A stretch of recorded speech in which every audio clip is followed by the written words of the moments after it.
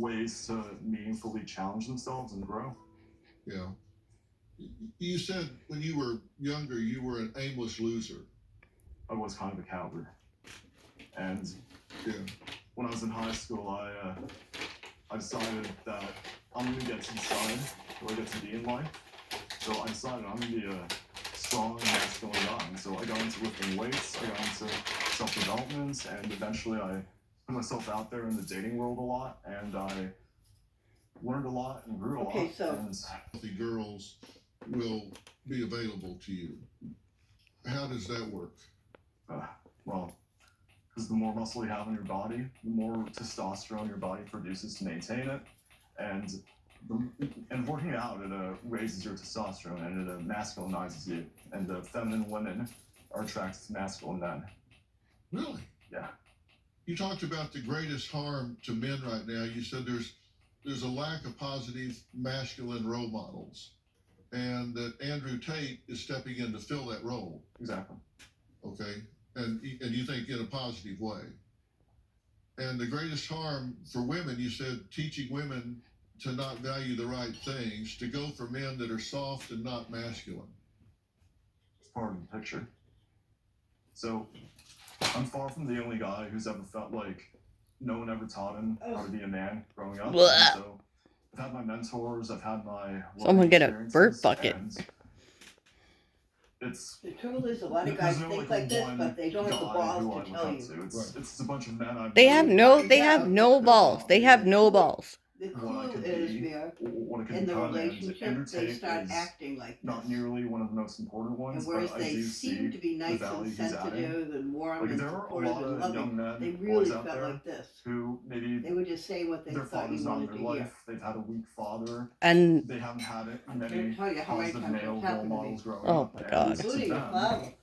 Dad? they're Especially your seeing father. Oh yeah. Andrew This Tate is your as father an all over again. aspirational figure. Oh my Like, God. they don't have to aspire to be 100% This- like him. They don't have to have This is just the same no. goals, take the Yeah. same action. Oh, he's yeah. A taking. big capital But N he's O. A girl one would want to guy of men hear who's that showing them that they could be you would more. look More than just some and coward, more than respect just their some weak wishes guy who and doesn't know how to stand up for That be himself. who they want to value be. their Stand words for and what he their believes in. beliefs.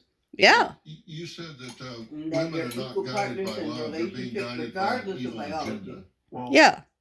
there's been a lot of Not if you're programming gay, out there that's trisexual, taught trans, men and women whatever. to hate each other No, instead of love regardless each of other. In the Qu- past of- not sex, decade especially. sexual, And how so someone there's a lot identifies of sexually. But messages in the media, in society, that's making men afraid of women and making women afraid of men instead of loving each other, instead of Blah. leaning into our natural roles and our personalities. And what's the evil part? Evil part? Well, anything that promotes hatred, anything that promotes division on whatever part of the political, ideological spectrum it is. So anything that's teaching you to hate someone else or look down on someone else for any reason. Yeah. So, do you have women friends? Oh yeah, I have some female friends who I value. Yeah. Do you hope to get married someday? Oh yeah, eventually. Yeah, it's not a very pressing goal of mine right now. I have a lot of other things I'm focusing on, but down the line, yes. Okay. All right. Well, when we come back, should we be worried about something called the manosphere and our sons? Well, I'm going to ask the godfather of the manosphere because he's here and he's going to tell us what that's all about. And you can decide if so you where's think Samantha? Sexual value or sexual abundance is starting to go. Have some empathy for women. They go through worse problems than you do. Wow. Wow. you think 25 is they're kind of going over the hump. Well, it's one way to look at things because nature's designed us to build things. It's designed women to carry children, carry healthy children. And so young women are more fertile. Like that's not the entire picture of a woman's value, but biologically, younger women are just what men go for. Okay. Well, Rollo Tomasi is a blogger, author, and YouTuber whose 2013 book, The Rational Male, has come to be considered the unofficial Bible of the manosphere. Now, he says everything that you hear from Andrew Tate is usually a derivative of his book and his teachings. We have women who are building themselves up according to this strong, independent, female empowerment narrative. And as a result, all they've done is become the man that they wanted to marry. And guys don't want to have anything to do with that. So what do I tell them? What do I tell that chick who's 26 years old, who's probably making more money than most of the guys I know? She's an alpha male, right? What do I tell her? Dumb yourself down? The first thing out of my mouth is, well, you need to be more feminine, right? Get in touch with your feminine side. You've got to invest in your beauty, invest in your femininity, rather than, being worried about like starting some gourmet cupcake retail outlet. Because if I don't, then I'm not feminine, and then they're not going to want to get with me. Oh, well, you mean I'm going to be 38 and lonely? I guess I'll die alone? Yeah, unless you do something. And if that sounds like dumbing yourself down, then I don't really know what else to tell you. Bro, welcome. Hey, thanks for having me. So, your book and the things that you espouse predated Andrew Tate. By about 10 years. All I do is present facts. And what happens is particularly now, and I've been doing this for about 20 years, you will see a lot of come-ups right now who want to take it and run with it on TikTok. They want to take it and run with it on Instagram. We live in the social media age. And a lot of the work that I've done really for about 20 years right now gets distorted quite a bit. And I think we're at that point right now where things are getting distorted. And again, to the point where I've got to come on the Dr.Phil show and be an apologist for Andrew Tate, which I am not going to do. Yeah. So why do they call you the godfather of the manosphere? The manosphere is sort of a consortium of guys who get together and they compare notes. So the manosphere proper started right around, I would say 2002 in forums. It developed and evolved out of the old pickup artist seduction community forums that were online at that time. And then it developed into the blog era, and then it developed into the social media era, and now here we are in the YouTube era. And it's been, like I said, about 20 years coming right now, but the manosphere proper is a consortium of guys who get together and they compare notes about really three main things: money, muscles, and game. So, and by game, I use game in the terms of social skills at this point. So, and these pickup artist sites that you're talking about, people were putting up websites and all about how to pick up women. That originally it was discussions on forums where men all over the world would get together and say, let's compare notes. Let's compare notes, let's get together, and let's see if we can figure this out. Well, I've seen a lot of seminars and stuff where you can sign up and take a course, and they guarantee you if you have trouble getting dates or picking up women, they tell you that they guarantee you take this course, you'll date the hottest girl in the room. And I don't know anyone that is so. guaranteeing that at this stage. I don't think anybody has ever guaranteed that. However, if there is a benefit, a net benefit for that, it is the fact that you can take a guy, such as Ben here, and level him up from, say, a 5 to a 6. Is that not an improvement? If you went from being ordinary to being somewhat extraordinary, is that not a net benefit to a gentleman like Ben here? You say the greatest problem with men is men are purposeless and sedated by pornography, online video games, alcohol, or marijuana. Yes, absolutely. What do you mean sedated by? So Gen Z, you're looking at a generation that was acculturated and socialized behind a screen. We have a generation of what we call lost boys right now who don't have a father figure. They don't have any guidance, whether it's masculinity or much else for that matter. And so of course, if I can say, hey, look, I'm an older gentleman and I can help level you up, and common sense is so rare right now, we can commodify it, then I'm going to go and do my best to help men. I'm not in the business of helping men become better men. I'm in the business of helping men have the tools and the equipment so that they can build their own lives. You say the greatest problem with men is men are purposeless and sedated by pornography, online video games, alcohol, or marijuana. Yes, absolutely.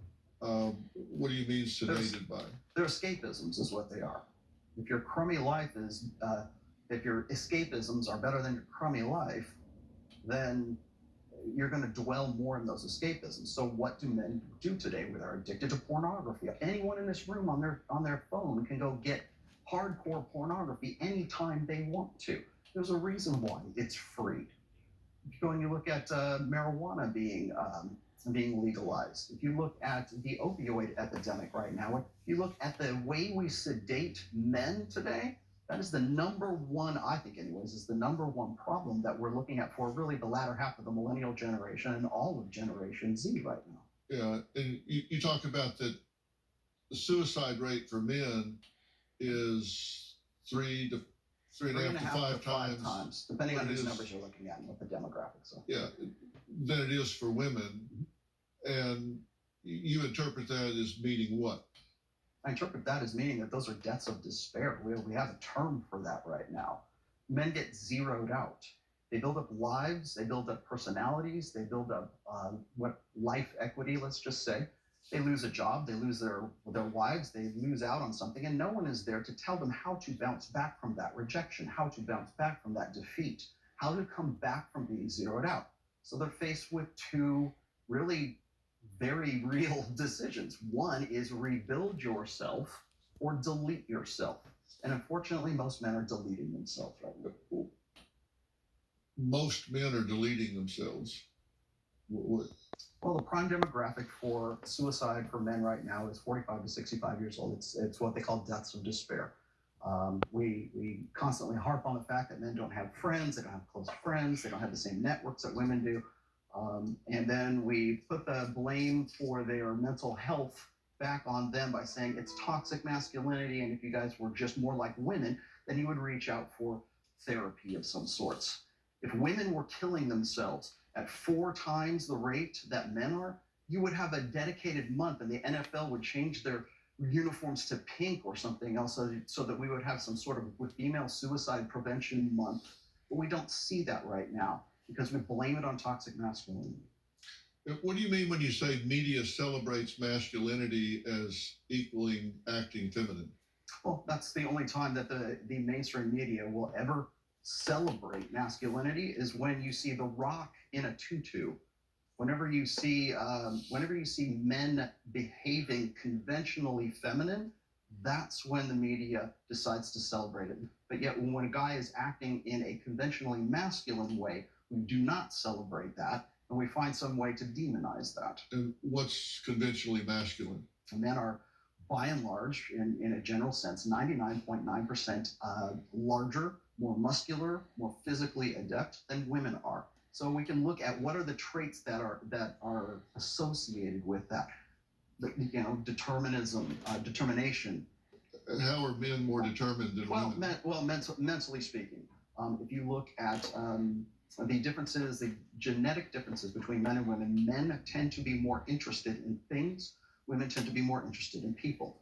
Women tend to be in the social fields, men tend to be in the more mechanical fields. So if there's a conventional masculinity to the way that our brain is structured, it doesn't have anything. He's literally a piece of shit.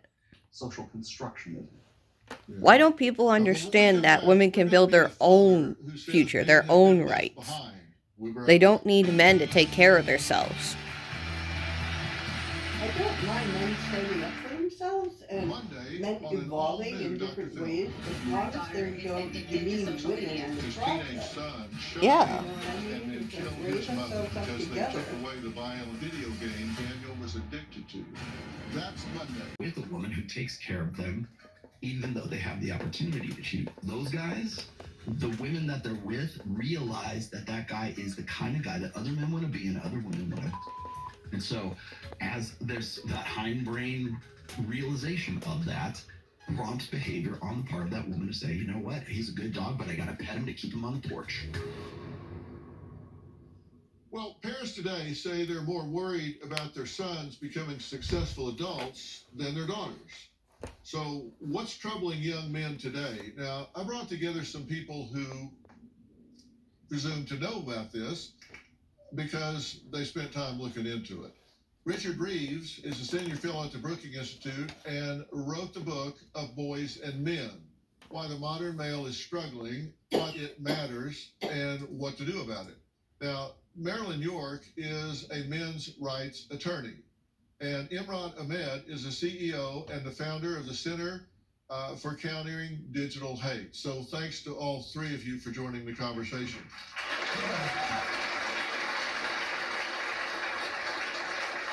Marilyn, let me start with you. You've been listening so far. What do you have to add to the conversation before I ask you any specific questions? Anytime a man tries to interpret a woman, it's embarrassing. And anytime we try to interpret a man, it's embarrassing. Like, we need to stay in our lane a little bit more. When I hear a man telling me what I want as a woman, there's just some misconceptions being thrown about as though the generalities are true. And we're missing a huge component of relationships that's a really important one, and that's intimacy. We're talking all about prestige, and relationships have two components at their very base: intimacy and prestige. And every relationship at its core is a mix of the two. Even take the super old rich guy and the super young hot girl, there is a component of intimacy to their relationship that works for them. In addition to the prestige that comes with his success and his monetary gain and her beautiful body and her youth. And so I feel like we're missing it, and we're doing a disservice to both genders. And the other thing is, it always feels like a gender battle. Like, it's always men versus women. And even at home, I cannot talk about this with my own husband. I cannot talk about men's rights with him. I want to kill him in about 30 seconds. And I'm like, I'm on your team. Like, I represent dudes and I hate you. And I'm never extreme enough for him. And he likes to spew facts at me. Like, men are always guilty when the police come. I'm like, what? Who? Have you been arrested? Last time I checked, you've never even been investigated. What do you mean this always happens? He's like, you know it's true. It's a fact. I'm like, oh my God, it's a fact again. And I do know it's true. I actually watch my poor male clients get arrested for ridiculous stuff all day. I can give you 100 case studies that would break your heart. But when he says it, I want to deck him. And why? Why does it have to be that way? Why can't I just calm down and listen and not be in competition? And I can't. I fail, at least at home. I'll try to do better for you, doctor. Thank you. Yeah. Tell me if you're going to deck me right before you do it, right? Now, Richard, what do you think about Andrew Tate? Well, first of all, everybody has heard of Andrew Tate. Certainly everybody who's under the age of 40. He had 12 billion views on TikTok. He was searched 4 times as much as recession, for example. And so people know who he is. And I think I was actually listening to Ben earlier, and I have three sons in their 20s as well. I got to tell you, the paternal instinct in me was coming out very, very strongly listening to you. I really felt where you're coming from. But I also think the fact we're having this conversation this way tells us what a horrible mess we've got ourselves into. It is quite true that we don't have a positive vision of masculinity that we're passing on, but it has to be one that is compatible with equality between men and women. We need a positive script that we can give to our boys, and I've tried to raise my sons this way, but not one that in any way makes women seem lesser. We don't have to make women seem less for men to be more. And that's right. And some of what you say has some real truth to it. There are some biological differences between us, but they're not determinative. They don't determine your role. You say the biological role. Women are designed to bear children. Well, duh. I think most women know that they bear children, but that doesn't mean that that's their destiny. That's an idea we left behind in the 19th century. And so we've got to find a way to have a really positive script for our boys that is different to femininity. I agree with that. There are differences, but it's got to be one that's fit for the 21st century. And I got to tell you, that means one that absolutely looks women in the eye as our absolute equals. Even if we're different in some important ways, we are absolutely equal. Our relationships have to be built on that equality. So let's get on with the task of a positive script for masculinity that is not anti-women. Yeah. Do you think that's possible? Anti-women. Yeah. Do you think that's possible? No, I think equality is a canard right now. Equality is defined by what? See, the thing about equal opportunities. Okay, equal opportunities. A female president. But yet, okay. Women on college campuses. Okay, equal those pay. are equality of outcome right now, Right. not equality of opportunity. We have equality of opportunity. What this side of the fence, anyways, is advocating for is equality of outcome. And that's the real problem that we're looking at right now. The other part of this is that what is equality defined by? So if I have certain strengths that make me better at a particular task, and you do not, then there's no equality between the two of us. If you can see what I'm saying here. Okay, this is the right argument. Can I respond? This is the right argument. So you mentioned the difference between men and women in terms of men being a bit more into things and women being a bit more into people. Yes, I believe you quoted Dr. Phil in your own book. Yes, and that's true. But it's not true that all men are into things and all women are into people. The Then are yes. not. What that suggests, based on work that I've looked at, is that under conditions of equal opportunities, you wouldn't have 50% of engineers would be women. It would be about 30% of engineers would be women. Right now, it's 15%. So you might say, well, of course only 15% of engineers are women. Their brains don't work like that. Whereas I would say, I think we've got quite a long way to go. I have a question about what y'all are going back and forth about. So what? What the hell difference does it make? What's that have to do with equality? The fact that if men are more into... Okay. Those men are so fucking dumb. I love Dr. Phil, but those people he brought in are so fucking dumb. If they really think that females are way lower and our value is just, look pretty and feminine, and 25, we start hitting the bucket. They're dead wrong. I'm 24. You don't need a man to take care of yourself. You do not need a man to be your property. You do not need a man to tell you what to do. That's like back in the 1920s. Are we in the 1920s? Hello? No, we're not. One, we do not need a man to take care of ourselves.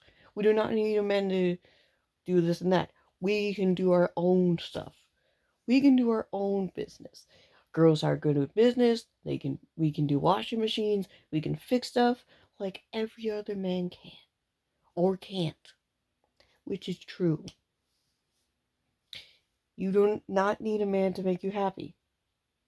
If you want to be happy, have friends. We are more than just the phoenix just to give birth. We are power. We are super. We are strong. We are brave. And we never give up. No matter if people put us down or not.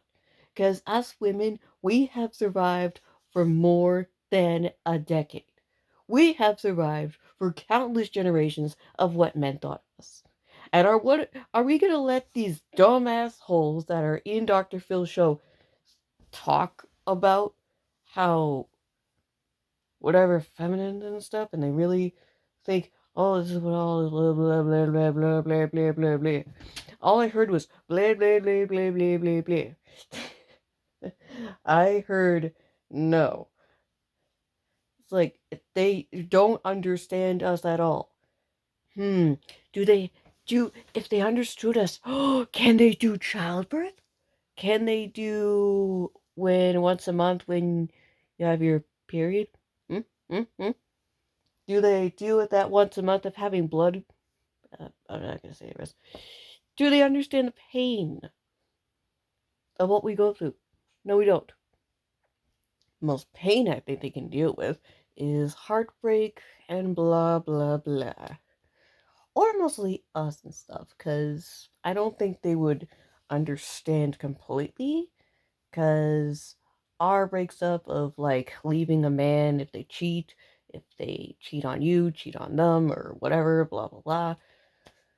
Or let's say a little teenage feminine girl dates an old man just for his money. Don't do that. Do not do that. Just show the man some decency. Show the man respect, love, and honor. Don't take him for the money. For the old man. For the old man. I would say this. Fuck those assholes for what they just said. We have our own rights, and we can do whatever the fuck we want. I would recommend this. Me, I'm almost 24 years old. And I got to deal with 2 breakups last year. John the cheater, Josh the liar, I assume. Here's the thing. In age, in life, You don't date people that's 20 years older. You don't date 20 people who are younger. You date someone your own age. Do not date people online, people. Do not do that. That is not worth it. Date someone in real life. If you date someone online, you cannot hold hands with. No. And plus, if you do online, you'll have no idea if that person in real life is cheating on you. Because here's the thing, in relationships, you would have no idea, no fucking idea if that person's cheating on you or not. Because relationships are hard and difficult. But yeah, find someone your own age. How old are you? Find that person who's the same age, and that's about it. And be strong, brave, fearless, awesome, and powerful. That's all you gotta do in life. Fuck the makeup, fuck everything, fuck what people think about you. That's about it. I hope you all enjoyed. Please like, subscribe. I'll see you on the next one. Have a good day. Bye-bye. Don't let other people decide your fate. Be who you want to be. I hope you all enjoyed. Please like and subscribe. I'll see you on the next one. Have a good day. And again, makeup's not important. You cover yourself up, you're actually covering your soul. Yeah. Reveal who you want to be. If you want to be a superhero, fine with me. I'm on board with that. If you want to be whoever you want to be, don't cover it with makeup. Don't cover this and that. Fuck the feminine one. Be who you are. Makeup, having people judge you, like look at you, like if you got too much trash you don't want people to see. Guys, come on. Work with me here. Fuck what people think and think about you. Fuck the people who think and want you to believe what you do not want to believe. Like me, I believe whatever the hell I want to believe. I believe what's right and what is right is the fact that Jesus and God are a myth and a fairy tale. Because that fairy tale, 2015, cost me my father's life. My father died. If God was real, he'd take care of COVID before it happened. He'd take care of the flu. He'd take care of any bacteria or disease. He would solve world hunger. He would, this and that. He would save my father. He would save my grandmother who passed away on my birthday, so that wouldn't happen. Yeah, if God was real, he would help you with like little plans and stuff. He is a fairy tale that people have been making up for centuries just to take your money. And also, if Jesus was the Son of God, and people are saying, rumor has it that there was a Jesus, but maybe he did magic tricks and stuff, and he says, oh, I got this fishes. Maybe he had a really good hand and stuff, and he wasn't stepping on the water, but I think he was stepping in the water, and I think he was too far away for the man to see, and he thought that he was stepping on the water. But he was stepping in the water to scoop out the fishes. Yeah.